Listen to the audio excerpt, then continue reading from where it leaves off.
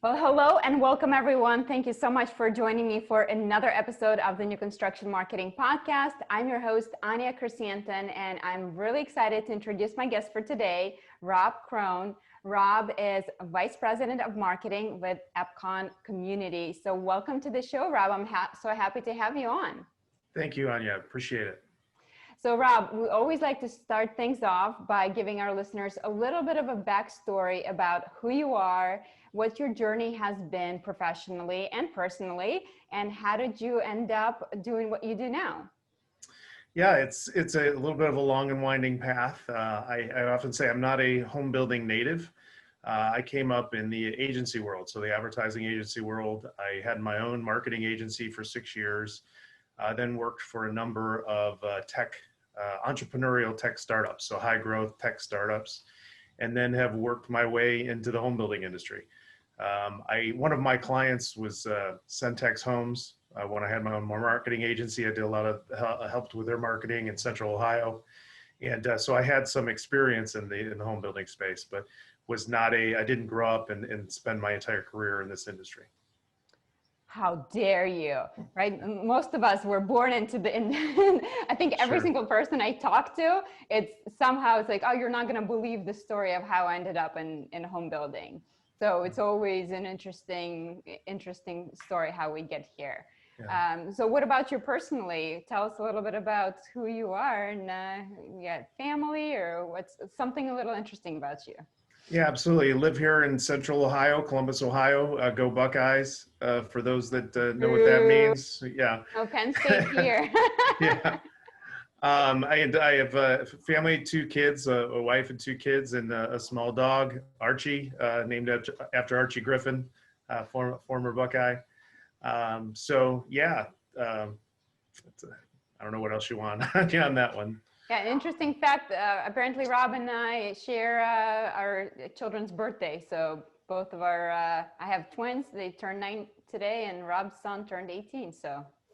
Absolutely, happy birthday to him. It's a big day in the Krohn house. Yeah.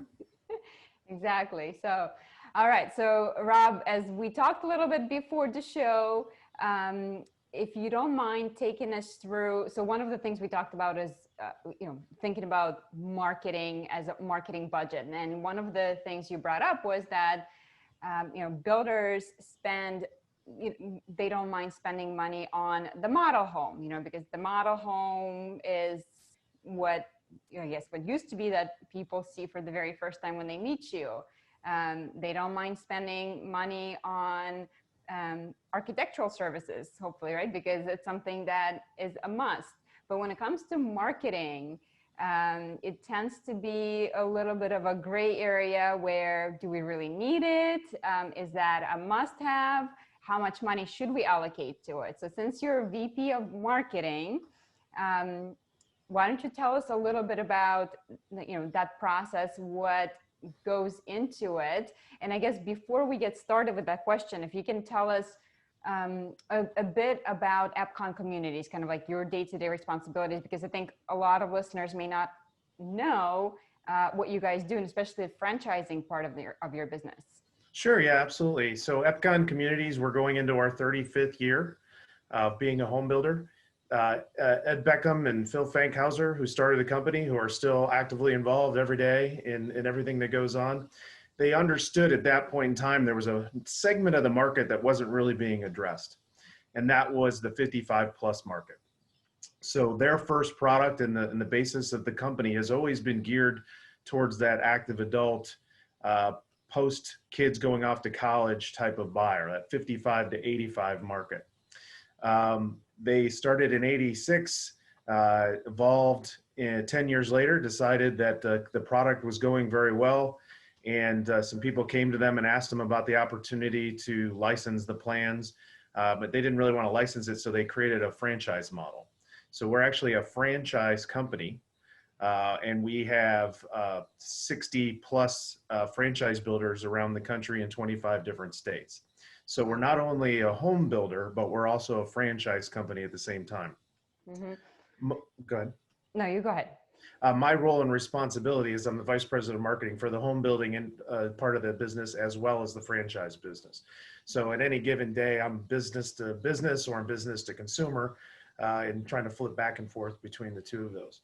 I think one thing that I've seen or learned in just about any company or any industry I've been in is people aren't really sure how to allocate to their marketing and advertising budget. Yeah. Many business owners are salespeople at heart, and sales and marketing oftentimes conflicts in what their priorities are and how you go about going about your business.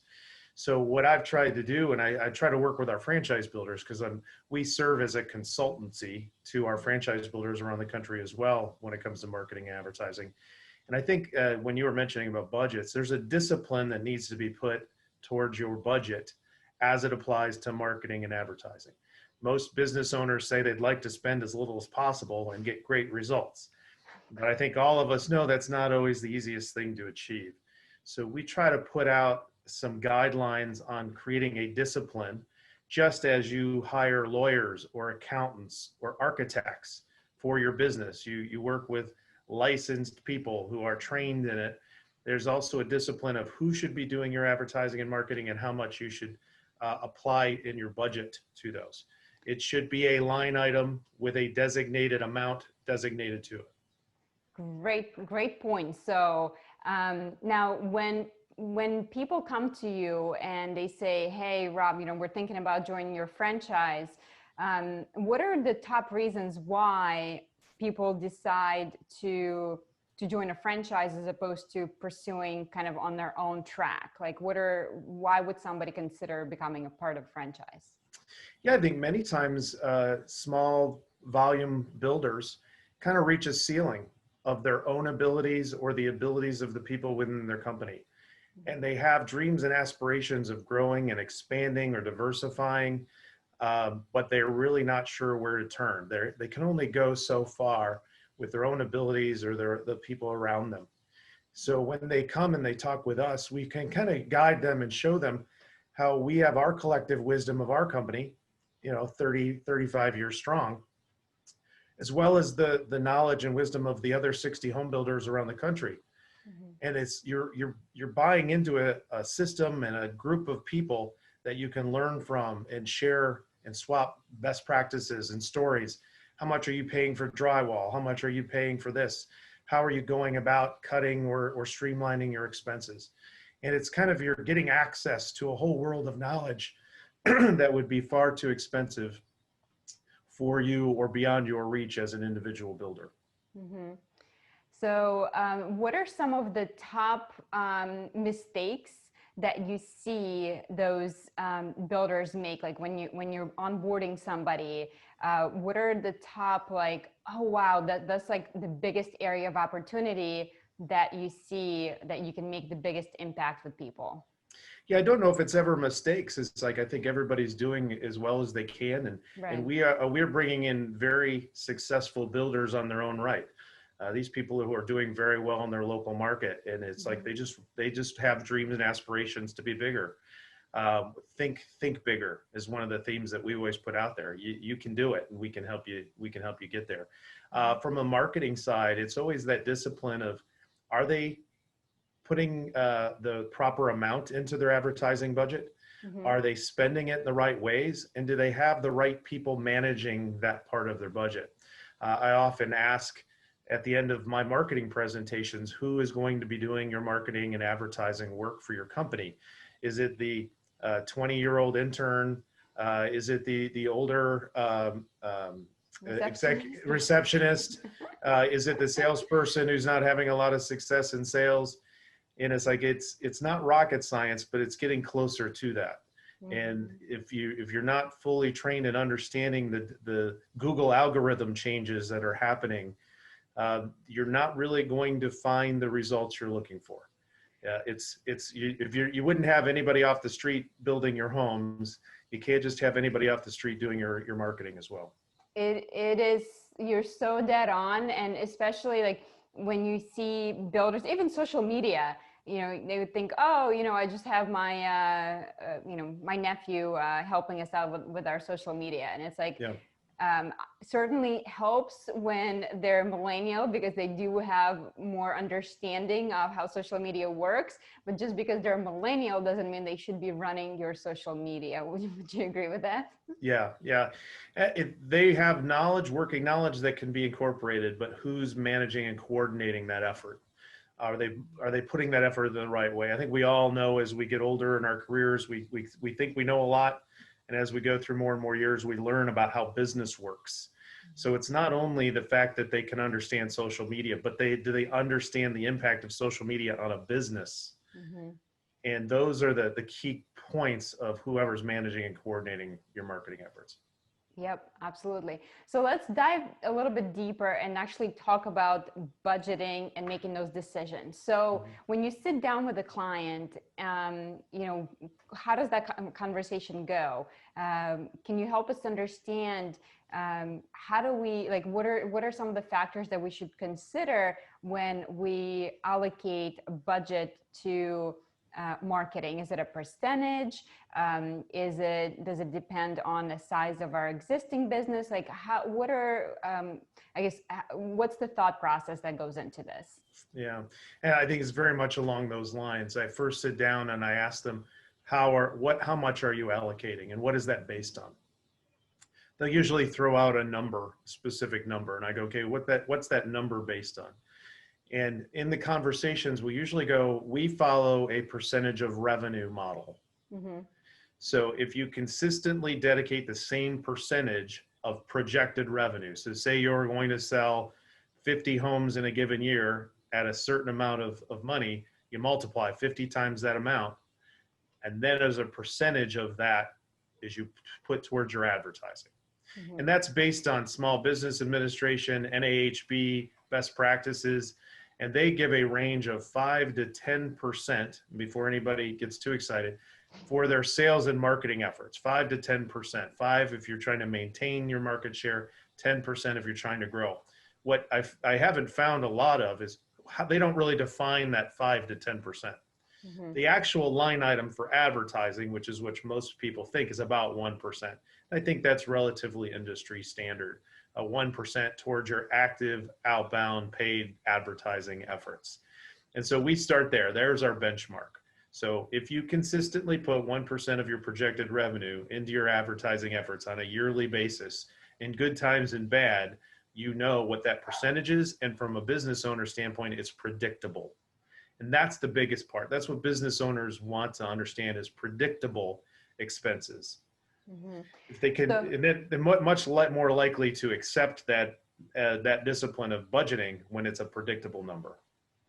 I agree with you. Now, you brought up an excellent point. So it being predictable, allocating the same percentage in good and bad times. So can you speak to the fact that right now, obviously for most home builders in US, we're experiencing unprecedented growth, right? We're selling them like hotcakes. And when you ask most builders, whether it's the, who's contributing to that, it's very easy to come to a conclusion that, hey, it's a hot market. It doesn't matter the quality of the salesperson. It doesn't really matter what I'm spending on my marketing right now, because guess what? I'm going to sell them anyway. So why bother spending money on advertising when I have a line of people out the door either way? So why should I advertise in good times?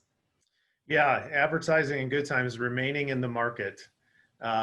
We've had conversations with a number of builders that they're starting to stop their advertising because they have more business than they can handle. Well, maybe there's just a matter of reallocating those funds. So not active lead generation.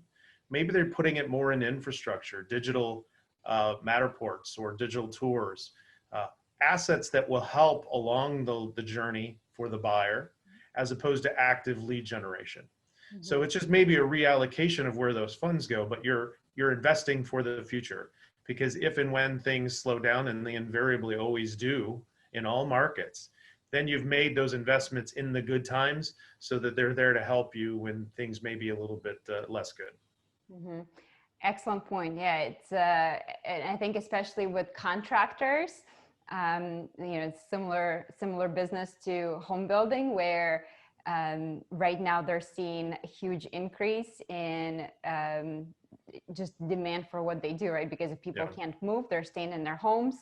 And when I talk to some contractors, they say, oh, we're booked through 2021.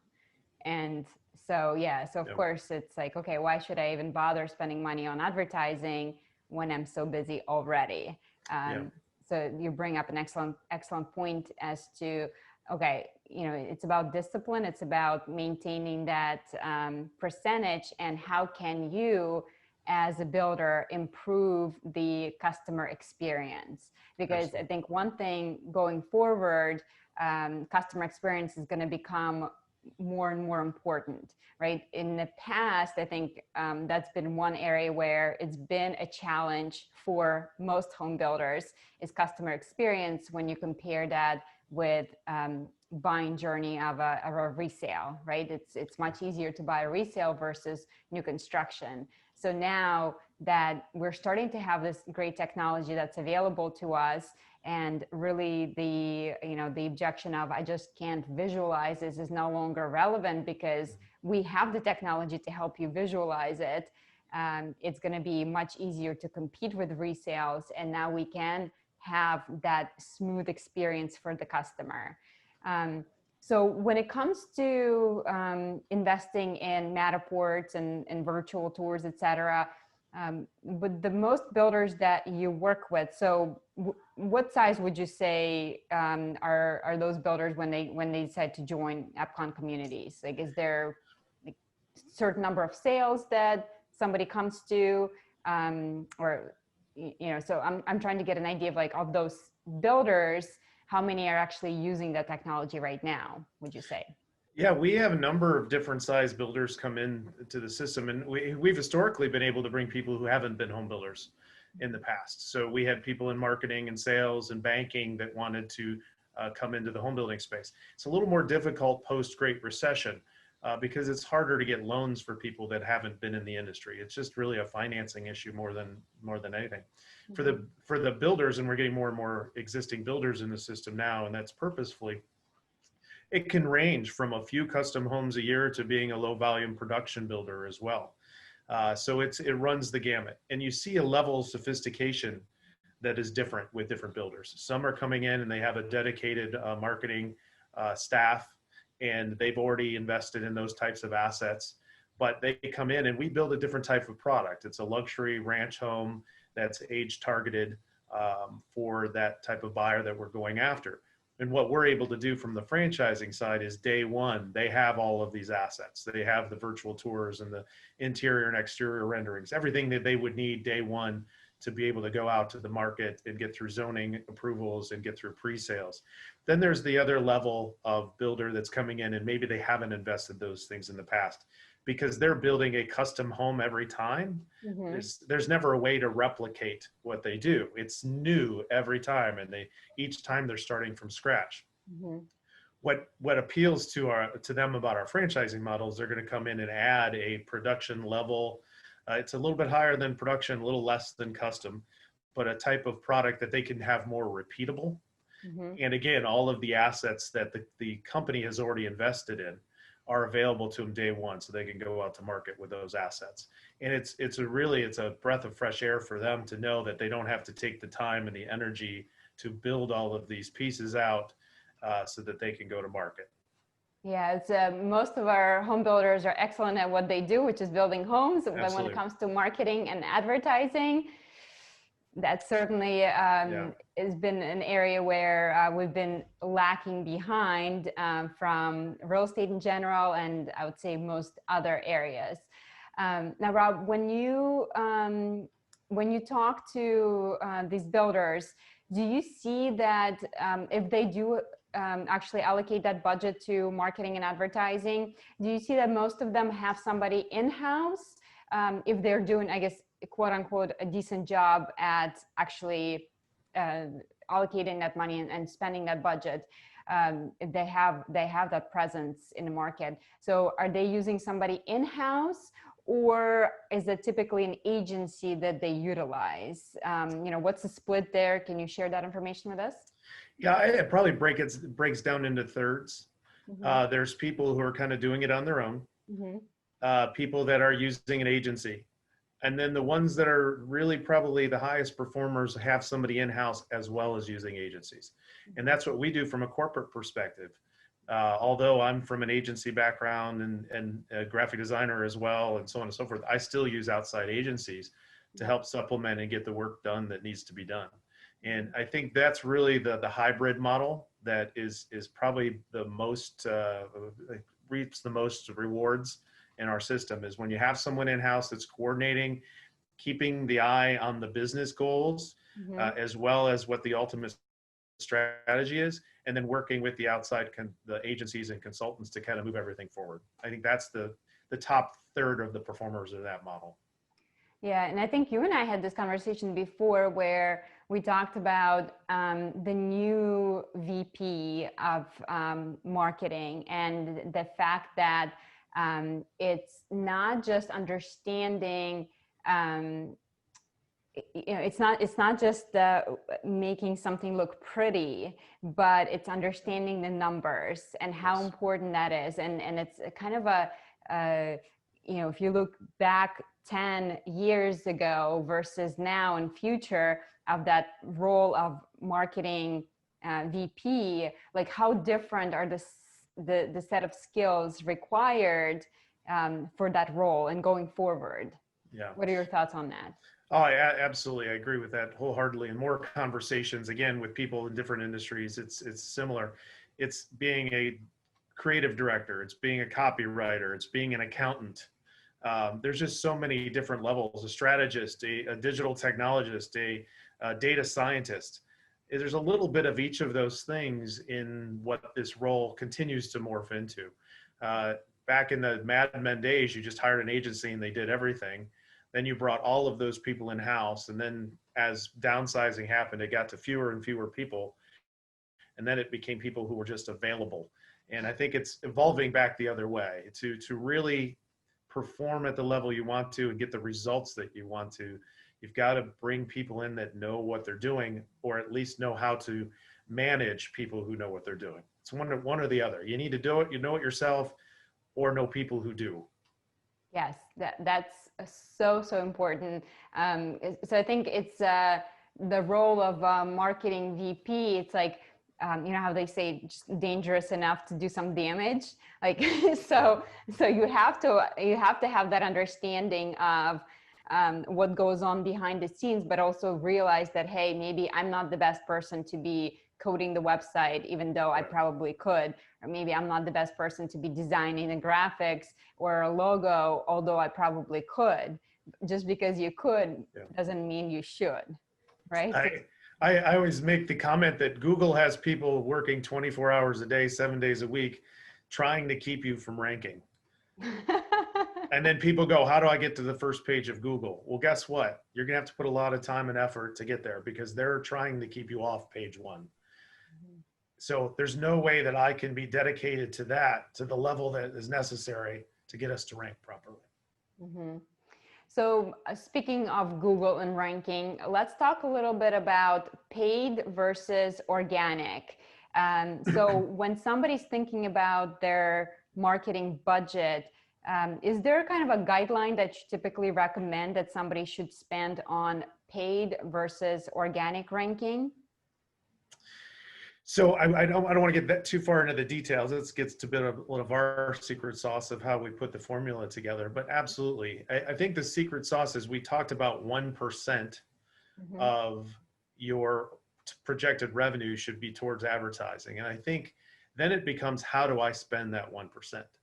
And that's where you really need to understand where is the best way to allocate those funds towards paid, towards organic, how much to be paying for agencies. And I think that is really where the formula comes in. And it's different in different parts of the country. For instance, we've got some franchise builders that their local newspaper, that local community newspaper, is still in our market, that 55 plus market, where they get a lot of their traffic coming in the door. But in other markets, It has absolutely no resonance. We have corporate communities in Charlotte and Raleigh, North Carolina. A lot of that market is people coming from other areas of the country. And I call it the North Coast, Chicago to New Jersey. Those people moving down to the Carolinas. Then there's a lot of bounce back coming from Florida, where they're tired of Florida and they want to be near their kids and their grandkids. So they want to come back up. That local newspaper really isn't doing much in those markets. So it can be specific by community and area of the country, but it's really dialing in how to spend that 1% and where, I think is really where the magic starts to happen. Mm-hmm. And again, that's where you need to have a person who is able to understand your local market specifically, not just what's going on a national level, and make sure that you are using all the appropriate channels. Yes. Because obviously that can make a huge difference. You don't want to be wasting your money doing something that's not working just because it works somewhere else. Yeah, and it's the old adage of I sent out a postcard and nothing happened. And I look at our new franchise builders and I said, did you ever buy a $50,000 car from a company you've never heard of based on one postcard that you received? And they all say no. And I'm like, well, why do you think you'd buy a $400,000 to $500,000 house based on one postcard?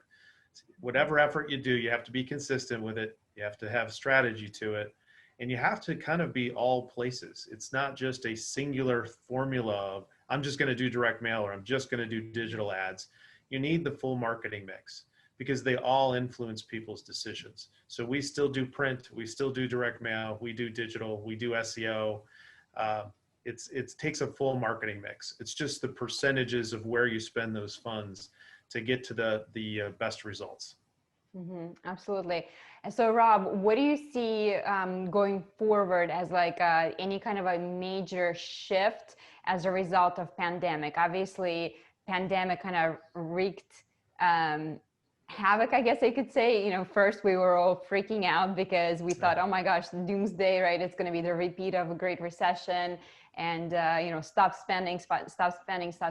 But then we saw quite the opposite happen. So what do you think are, when it comes to marketing specifically, kind of maybe one or two major trends that you see as you know, going forward as a direct result of the pandemic? Yeah, it would just as far as your first comment, the thing that I noticed during the pandemic is don't stop spending. Don't stop investing. And it's always investing. That's the right word to always think. You're investing in your marketing and advertising. We were flexible. We did make some changes along the way, but we didn't completely throw out our strategy. So we had to put a strategy in place, applied it, are following it, doing it consistently. When things went down in March and April, absolutely, we were flexible and changed some things that we did. For instance, giving people the ability to still drive through our community. They may have been getting really cabin fever sitting in their house, but it was the ability for them to still come out, drive through our community and take a tour via text with a video or an audio tour. And they didn't have to interact with anybody, but they could still get an experience. They weren't just driving through, they could actually get a tour that they could dial to their phone and have that interaction. But, you know, go ahead. Sorry. Oh, sorry. So are you referring to like Enter Now or U-Tour? Is that one of the, No, this is more of a video or an audio tour delivered directly to your phone. You would just dial a number and have that tour delivered directly to your phone. So you could be sitting within the community right outside the model, dial a number, and then you could tour that home without actually entering the home. It was the ability to still interact with the community and with the homes and the models and learn about it, and without just driving out and not really learning anything new. But going forward, I think there's common themes. You need to be able to deliver tangible things that people can experience the home, experience the community via their computer. That is not going away. That has evolved exponentially in the past 6 months. We've gone forward 10 years in the past 6 months, if that makes sense. And people's willingness to interact digitally, just Zoom calls like this, people being able to talk, like, you know, a year ago, most people are still uncomfortable with it. Now it's second nature. We're just used to it. So in the sales process and in the marketing process, it's the ability to adapt to technology, be flexible with how you do things, and be able to deliver these experiences for people in a way that they feel comfortable with, but they still can understand the value of the home or the community. Excellent, excellent. And one last question for you. So one of the biggest challenges we see generally is the fact that sales and marketing tend to be completely separate and not talking to each other. And so what ends up happening is, you know, marketing has this great idea and they put all this money out and create this great campaign, but then salespeople have no idea about it. So do you have kind of a best practice that you would recommend for builders to combine or help bring those two together so that they are functioning more as one and more collaborating with each other rather than blaming each other because, hey, we send you all this traffic, but you didn't sell any homes? That's an age-old problem. I just think it comes down to communication. Are you talking on a regular basis? Are you in each other's meetings? Are you hearing directly from each side? I know when the position that I'm in, I go out and talk to our salespeople directly in their environment. I go out to the welcome centers and I say, talk to me about what you're hearing, what you're experiencing. How are you using this welcome center? What are the things you're sharing? What are the questions they're asking? What do you need? Do you feel like you need to be more successful in your job? And then we go back and we actually apply those responses. And I think it goes vice versa. It's just the ability to interact with each other. Some people have a vice president of sales and marketing. And that to me is a very difficult position to be in. Because sales is so immediate. It's right now, where marketing is thinking ahead. Sales, what do I have to do to sell a home today? Marketing is what do I have to do today so in a year these people walk in the door. And it's two different mindsets. But if you can both understand each other and are constantly communicating and hearing from each other, it's not just it's not a one-sided, it's not a us versus them, it's a we. And if you can get to this, it's a we, then you're ultimately going to be better at both disciplines. Yes, I love that. And I love that you go to the sales offices and talk to the salespeople, because I think the bottom line is you have to understand what those people are experiencing on the ground floor, because they're the ones interacting with your customers. Yeah. They're the ones who can tell you in the words of the customer what the challenges are and why we're not selling homes, or, you know, why we're selling this particular home and not this particular home, and what could potentially be done to help the situation. So absolutely. So if you're a VP of marketing, be sure that you are on site periodically talking to your salespeople, surveying them, because there's no better way to learn. And as you mentioned, attending each other's meetings. So that's for sure. Now, listen. Yeah. Yes, that's why you have 2 ears, right? Absolutely. Yeah. Now, Rob, is there anything that you want to promote, or anything that's going on, whether it's with Epcon Communities or with you personally, if somebody wanted to learn more about you or connect with you? So tell us what else is going on with you. Yeah, absolutely. The two main things I would just say, if you'd like to learn more about the homes that we build, visit epconcommunities.com, and you can see where we're building various parts of the country. If you're a builder that's looking to grow or expand or diversify, have thought about being in the 55 plus space, epconfranchising.com is a great site for you to visit and learn a little bit more of that side of our business. Awesome. Well, thank you, Rob, so much for being on today. It's been my pleasure. Always learn something new every time I talk to you. So thank you. It's a refreshing to see someone in your role who's had you know, the agency experience before, because again, as you and I have talked, it's so important to really understand this role. And I think you're one example of somebody who's been there, done that on the ground floor, and now you know, you have the ability to orchestrate the bigger picture. So I love that. And I thank you for having me. I think this podcast that you do and the presentations that I've seen you deliver, I think the work that you're doing is really vital to the industry as a whole, because you know, construction as an industry, there's a lot of opportunity for us to evolve. And I think you're on the leading edge of that, Anya. So thank you for having me. Thank you. I appreciate it. I hear your dog in the background. What kind of dog do you have? Just a little Cavapoo, King Charles Spaniel and Poodle mix. Ah, see, the smaller the dog, the louder the bark, right? Yeah, exactly. Absolutely. Yeah. I have two huskies, so they're usually pretty quiet unless they're howling outside like the wolves. So that's my thing. So, well, thank you, Rob, again for being on, and I will talk to you very soon.